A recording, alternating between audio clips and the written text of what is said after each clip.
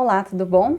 Sou a professora Luciana Russo, eu sou procuradora do município e hoje eu quero conversar um pouquinho com você no contexto aqui desse nosso curso sobre o direito constitucional, os direitos fundamentais, falar um pouquinho sobre o princípio ou o direito de igualdade, tá certo?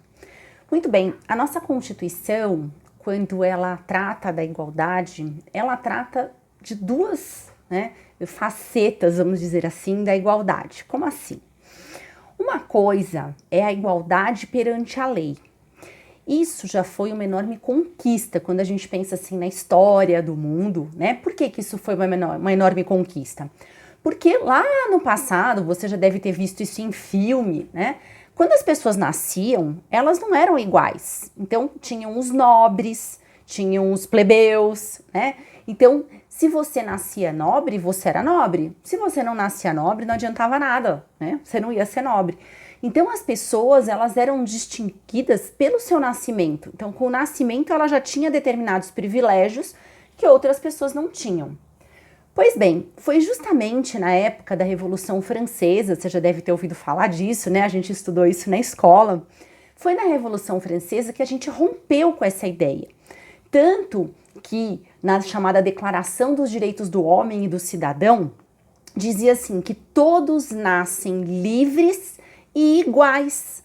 Ou seja, todo mundo é igual quando nasce. Então isso foi um enorme avanço, isso foi uma enorme conquista quando a gente pensa que hoje todo mundo quando nasce é considerado igual, tá certo? Muito bem, então isso a gente chama que é a igualdade formal, a igualdade perante a lei. Se você olhar lá na nossa Constituição, né, ela vai dizer lá no artigo 5º, nos slides que eu deixei para você aí no primeiro slide, eu até coloquei isso para você, que diz assim, todos são iguais perante a lei, né? Aí diz, sem distinção de qualquer natureza, ok? Então, todos são iguais perante a lei. Inclusive, até um dos objetivos da República Federativa do Brasil, promover o bem de todos, sem qualquer tipo de distinção de raça, sexo, cor, idade e quaisquer outras formas de discriminação. Mas só a igualdade perante a lei, com o passar dos anos, né, no decorrer da história, ela se mostrou insuficiente. Por que ela se mostrou insuficiente? Ora, porque na realidade dos fatos a gente sabe que não é bem assim, né? Algumas pessoas nascem com mais oportunidades, algumas pessoas nascem com menos oportunidades. Nós temos uma série de preconceitos que existem na sociedade. Então, quando eu penso, né, na igualdade de verdade, na igualdade real, não basta eu dizer na lei, todo mundo é igual, porque quando eu vou olhar para a realidade, nem todo mundo é igual. Algumas pessoas têm mais dinheiro, outras têm menos. Então, por isso que a nossa Constituição, ela não apenas garantiu essa igualdade chamada, repito, formal, que é a igualdade perante a lei, mas ela também nos deu a chamada igualdade material ou real. Para a gente entender um pouquinho essa questão da igualdade real, da igualdade material, eu quero que você faça um exercício aqui junto comigo. Eu quero que você imagine um muro que tem 1,80 m. Então imagine um muro de 1,80 m. E agora você imagina para mim 3 pessoas. Uma pessoa tem 1,50 m. Uma pessoa tem 1,80 m e uma pessoa é um jogador de basquete. Ele tem 2,10 m, ok? Essas 3 pessoas querem olhar o que é que tem do outro lado do muro. Pois bem, ora, eu te pergunto, objetivamente, o muro é do mesmo tamanho? O muro tem 1,80 m. Ele tem 1,80 m para as 3 pessoas. Ok, mas eu te pergunto, o jogador de basquete, ele vai lá, põe a carinha no muro assim, ó, e olha tudo que tá do outro lado.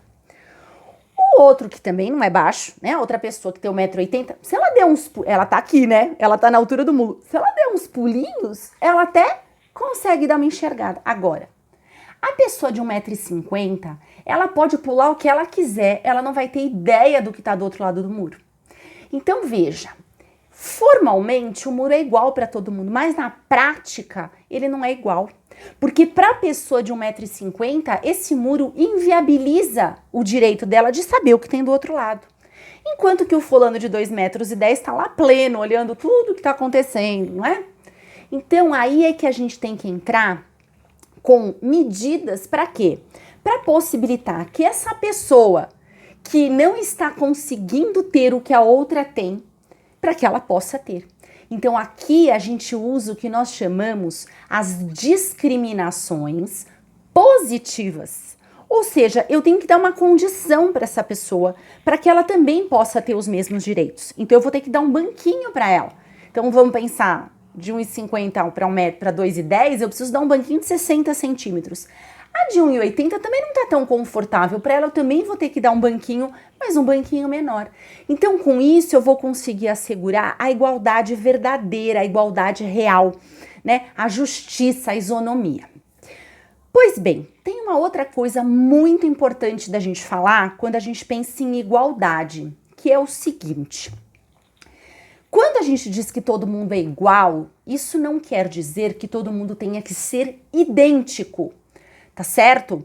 Isso não significa, né? Eu sou meio roqueira, eu vou contar pra você aqui. Não sei se você já ouviu falar do Pink Floyd, que tem aquela música famosa, The Wall, em que as criancinhas vão entrando tudo numa máquina e virando tudo salsicha igual. Não, não é pra gente virar tudo salsicha, não é pra gente virar todo mundo robozinho idêntico ao outro.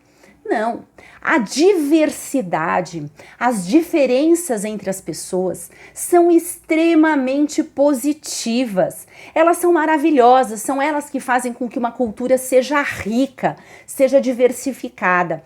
Então veja, as diferenças elas têm que ser, né, incentivadas, elas têm que ser respeitadas. Por quê? Porque se eu gosto de usar o cabelo comprido, se você gosta de usar o cabelo careca, se o outro quer pintar o cabelo de vermelho e se o outro quer sei lá o quê, cada um tem que ter o direito de se expressar como bem entende. Então a diversidade ela tem que ser apoiada, ela tem que ser incentivada, porque uma coisa é a diversidade, a outra coisa é a desigualdade.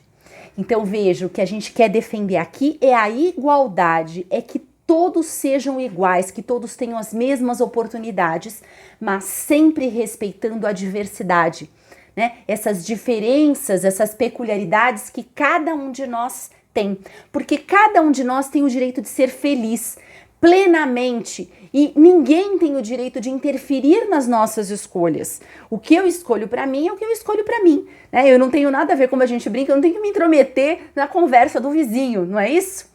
Muito bem.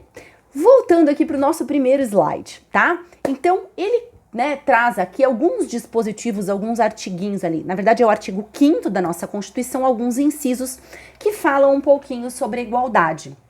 Então, ele diz, em primeiro lugar, que homens e mulheres são iguais em direitos e obrigações. É a questão da igualdade de gênero, não é isso? Então, veja bem, não existe isso, né, de chefe de família, que é o homem, como existia antigamente. A ideia e o que está estabelecido na Constituição é que homens e mulheres são iguais, eles têm que ter os mesmos direitos, as mesmas oportunidades, né? Tem um vídeo muito legal no YouTube, depois eu vou ver até se eu encontro e peço para o pessoal disponibilizar para vocês, que é muito legal, que são umas criancinhas que são chamadas para recolher umas bolinhas, né? E aí elas recolhem, os meninos, as meninas, e aí depois na hora de receber o prêmio, as meninas recebem um prêmio menor. E as crianças ficam indignadas com aquilo. As próprias crianças olham assim umas para as outras e perguntam assim, mas por que que a menina recebeu menos? E aí o vídeo conclui, né, que na realidade dos fatos acontece mesmo isso. As mulheres fazem os mesmos, né, trabalhos que os homens, mas elas remuneram-se de forma inferior, ou seja, os salários pagos às mulheres são menores. As mulheres acabam tendo uma jornada dupla, né? Por quê? Porque não existe uma efetiva divisão das tarefas, porque uma das coisas que eu acho mais absurdas é quando eu ouço alguém dizer, ah, o meu marido me ajuda. Como assim te ajuda? Ele tá te fazendo um favor, a casa não é dele, os filhos não são dele, né? A louça suja não é dele, a roupa suja não é dele, o pó no chão não é dele. Ora, a casa é do casal, né? Então, as tarefas têm que ser divididas, têm que ser compartilhadas, tá certo? Então, por quê? Porque essa é a ideia da igualdade. A gente tem que buscar igualdade em todos os âmbitos, em todas as esferas. Muito bem. Outra coisa também que... sim, com relação a isso, o que eu falei da questão das discriminações positivas?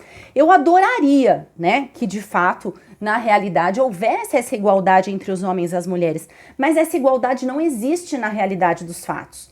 Por isso, por exemplo, que nós temos algumas normas que protegem a mulher, como por exemplo a Lei Maria da Penha. Por que a Lei Maria da Penha, ela está de acordo com o princípio da igualdade? Porque ela está dando uma proteção especial para a mulher, porque se verificou que na realidade dos fatos existe muita violência contra a mulher. Então essa lei ela é plenamente adequada, ela está totalmente de acordo com a ideia da igualdade real, tá bom? Muito bem. A Constituição também, nessa linha da proteção da igualdade, ela também protegeu o consumidor. Nós temos aqui o Código de Defesa do Consumidor, que traz uma série de proteções para o consumidor, porque o consumidor ele sempre está, né, numa situação mais vulnerável em relação ao fornecedor, em relação ao fabricante, em relação ao vendedor. Então, proteger o consumidor também, né, é dar um tratamento diferenciado para aquele que está numa situação diferenciada, tá certo? A Constituição também, ela traz algumas regras de proteção para as pessoas menos desfavorecidas, como, por exemplo, acesso gratuito à justiça, o direito de obter a certidão, né, o registro civil de nascimento e a certidão de óbito gratuitos para as pessoas, né, que são pobres, sendo que hoje tem uma lei, pelo menos no estado de São Paulo, né, que a primeira certidão de nascimento também é gratuita. Então, tudo isso busca a igualdade real. Muito bem, eu vou passar agora para o segundo slide. E aí a gente vai começar a falar agora de um tema muito importante quando a gente pensa em igualdade, que é a questão do racismo, né? O racismo é uma coisa muito séria, é uma coisa muito triste. O racismo, eu não sei se você sabe, mas ele foi uma construção histórica. Por quê? Porque biologicamente não existe diferença entre as pessoas, né? Eu sempre dou um exemplo para ilustrar isso, é um exemplo meio radical, mas é assim, tem muita gente que trata o cachorro melhor do que trata, né, os seres humanos. Só que assim, se eu precisar de uma transfusão de sangue, eu pegar o sangue do Totó, meu cachorrinho mamado, e colocar em mim, eu vou morrer. Agora, se eu pegar o sangue de qualquer outra pessoa que seja do meu tipo sanguíneo, né? Seja essa pessoa branca, negra, amarela, vermelha, verde, não interessa, né? Qualquer que seja essa pessoa, se eu pegar o sangue dela, se meu sangue é tipo A e eu pegar uma pessoa de sangue A, esse sangue vai me salvar, porque nós todos somos iguais, tá certo? Então, pouco importa a quantidade de pigmentos, de melanina que a gente tenha na pele, pouco importa como é meu cabelo, como são os meus traços. Isso é absolutamente irrelevante, porque nós somos todos seres humanos, nós somos todos uma mesma espécie, tá? O racismo, ele foi uma construção para justificar um ato horrendo que se praticou por séculos no passado, que foi a escravidão. E nós carregamos isso até hoje. E nós continuamos reproduzindo um discurso absurdo construído para praticar uma maldade, como se isso fosse natural. E nós não percebemos, mas nós reproduzimos uma série, né, de atitudes, de gestos racistas. Por quê? Porque se pregou no Brasil uma falsa ideia de que aqui havia uma democracia racial, de que brasileiro não é racista. Ah, eu até tenho amigo preto. Isso é horrível de se dizer. Por quê? Porque o racismo existe, a gente não pode negar isso. E veja, eu nem sou a pessoa mais adequada para falar isso porque eu sou branca, né? Mas eu tenho consciência e eu luto todo dia para tentar entender cada vez mais isso e para afastar, porque a gente nasce num ambiente racista, a gente tem uma série de frases que a gente repete, de comportamentos, de atitudes que a gente tem, que a gente muitas vezes nem se dá conta do quão racistas são, porque o racismo ele tá inserido na nossa sociedade, ele tá arraigado, é o chamado racismo estrutural. Nós temos também no âmbito do trabalho, seja na prefeitura, seja nas empresas privadas, a gente também tem um racismo institucional. Então, a gente tem que estar muito atento para isso, porque é algo absolutamente cruel, né? Você discriminar, você tratar de forma diferenciada uma pessoa por conta da cor da pele dela, tá certo? Então, isso é uma coisa muito, muito séria, muito importante. E a gente tomar consciência disso. E a gente não tem que tomar consciência disso porque um negro morreu nos Estados Unidos, gente. Né? Vamos além do modismo e vamos continuar vendo que o racismo tá aí todo dia, ele tá aqui na nossa porta. Né? Eu tenho vários amigos, sejam na procuradoria, sejam na própria prefeitura, né? Que são negros e que me contam os absurdos pelos quais passam, né? Toda vez que entra no shopping, numa loja, é seguido para ver se não tá roubando. Então, são coisas assim, absolutamente desprezíveis, mas que se repetem a todo momento. E a gente tem que estar realmente muito atento e lutar contra isso e acabar com isso.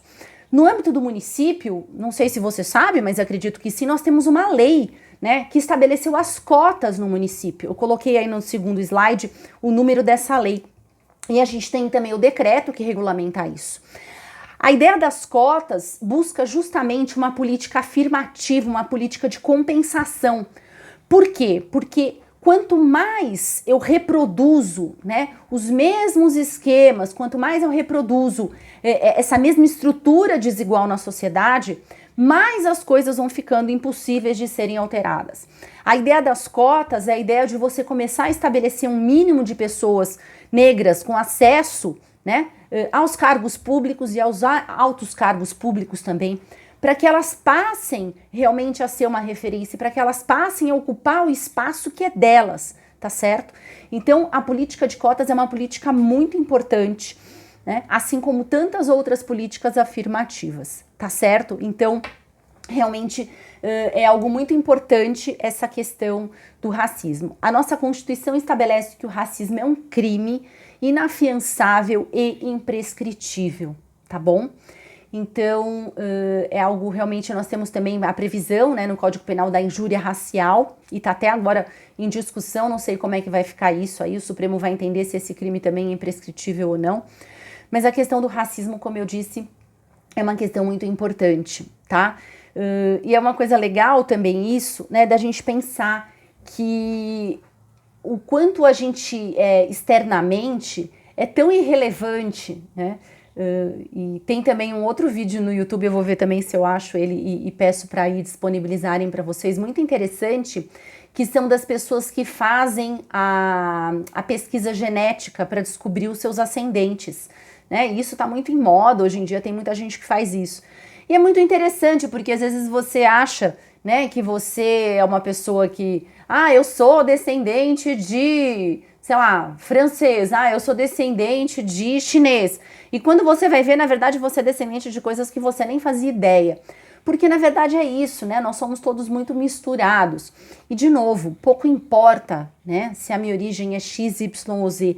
Todos nós somos seres humanos, somos de uma mesma espécie, somos iguais. E nós temos que respeitar uns aos outros justamente por isso, né? E isso é tão importante.